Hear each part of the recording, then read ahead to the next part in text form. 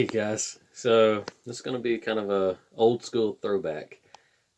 Some of my previous videos, way back at the beginning of the channel, I was fixing just odds and end things, and one of them was a washing machine, and it seemed to help a lot of people. So my washing machine at home has stopped agitating, and I'm gonna make a quick video of what's going on and how to fix it, and maybe it'll help somebody. No, it's not a small engine, but I think it'll fit. So mine's a Kenmore 80 series, but this is pretty common on a lot of different brands. But it's pretty simple fix. All you're gonna need: flathead screwdriver and a 7/16 for the one I'm working on. Maybe a little different socket size on a few of them, but for the most part, that should be what you need. So this one, when the washing machine was running, this should catch and turn, catch and turn, catch and turn, and have a little kind of like a one-way bearing almost in there, but it's not a bearing, it's pieces of plastic. But it should catch in one direction, and it's not, it's just free spinning all the way around. So the clothes never get sucked down to get agitated. So what we're going to do is take a flathead, stick it just under this lip here, pry it up, and you get your cap, a little O-ring there, and then under here is where all the magic happens. Those little teeth around the edge are supposed to catch, they call them paws or dogs or whatever.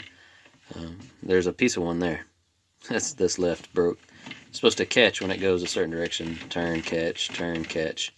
So what you got to do, stick your socket down in there on that bolt, loosen it up, and then this cam, is what they call it, will come out. And there you can see a piece of what's left, one of the paws. Just a piece of plastic that ratchets around on that ring. And this stuff is probably going to be a little dirty. It doesn't get cleaned very often. Most people don't even know you can open it up and clean it, but you can. And that's the way it's going to look. There's going to be a black plastic ring here. It'll slide down, and then the paws will go in these holders here. I'll show you how to do that in just a second.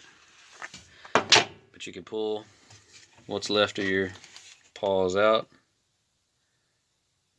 or cogs, or whatever you want to call them. You can pull the agitator out and clean it. And if you do, this ring goes there.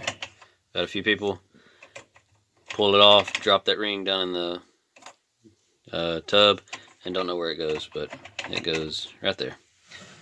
And then the agitator will fit over top of it.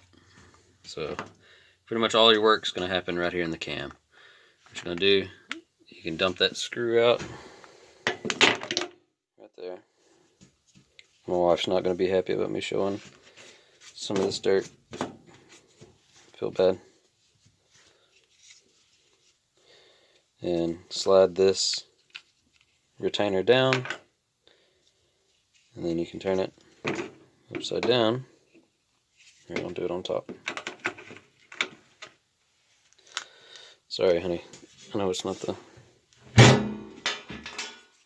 cleanest.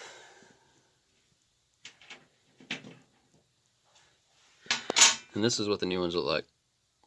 They've got a little serrated edge on them that catch in the teeth on the ring down there. What you're going to do is put the end that's got the smaller end. It'll go right inside this holder, and they get turned that direction. If you try to turn them this direction, they'll go in, but they don't hide all the way. They kind of stick. When you put them in, they need to tuck in like that. So when it needs to catch, it'll throw out and then tuck back in, and throw out, tuck back in. So just go around in a circle, putting those in. Then take your retaining ring, and the flat side is going to go up, and it's got little notches there around it that'll slide in these slots. Just turn it,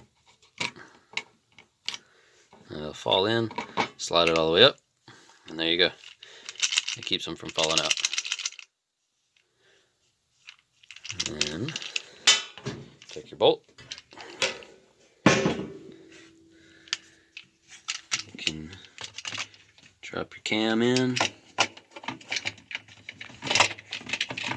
And now you can see when you turn it, it catches. See the bottom down there. Turn, catch. Everything gets a little better when you put your bolt in and tighten it up. Drop that in. And angle it around to where it falls down in there. Tighten it up. And you don't have to go very tight. It's got that rubber washer on the bolt. What I do, let's see if I can show you.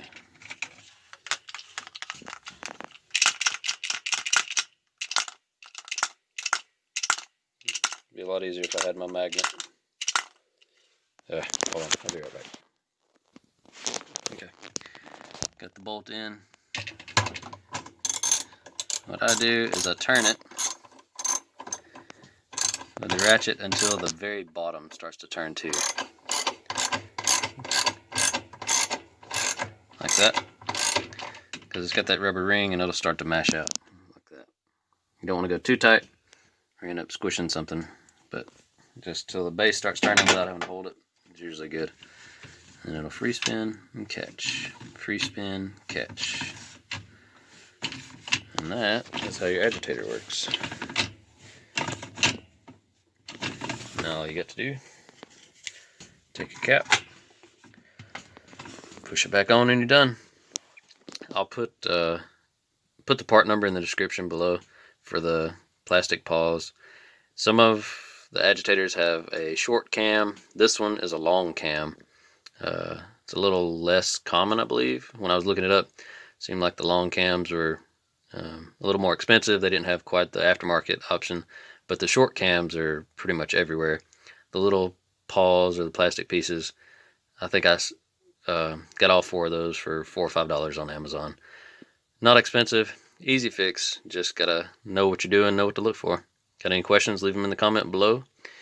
And I appreciate you watching, guys.